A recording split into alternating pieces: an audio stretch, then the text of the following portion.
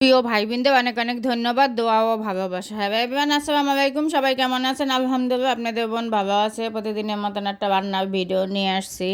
আর আজকে একটু হালকা পাতলা রান্না করলাম, শাক ভাজি, পাট শাক ভাজি খাইতে মন চাইতেছে, এই জন্য পাট শাক ভাজি করলাম, পাতলা ডাল রান্না করলাম, সাথে ভাত, সাদা ভাত রান্না করলাম, আর ফ্রিজে তরকারি আছে সেটাই গরম করে নেব। আর যাই হোক, এভাবে আর শাক ভাজিটা কিন্তু আমি কিভাবে করি সেটাই দেখেন। আমি শুধু কাঁচামরিচ আর পেঁয়াজ দিয়ে করি, রসুন দিই না। পাট শাকে রসুন দেবে ভালো লাগে না। আর শাকটা কিন্তু আমি আস্তে আস্তে এবার সেইটাই একদম আস্তা ঝরঝরা হইবে, তাহলে ভালো লাগে। কিন্তু ছেঁড়া দিবেও ভালো হইতো, কিন্তু আমি ছেঁড়ার সময় পাই না, এই জন্য দেই না। যাই হোক, কিন্তু লম্বা লম্বা ছেলে পাট শাক ভাজিটা খাইতে খুব মজা লাগে। আর এটা একদম ঝরঝরা করে ভাজি করতে হইবে, দলা পাকান যাবে না, তাহলে শাক ভাজি খাইতে মজা লাগে। আর আমরা বরিশালের মানুষ কিন্তু এইভাবেই শাক ভাজি করি। আর অনেক মানুষের দিয়ে পাট শাকটা আবার কুচাইও ভাজি করে।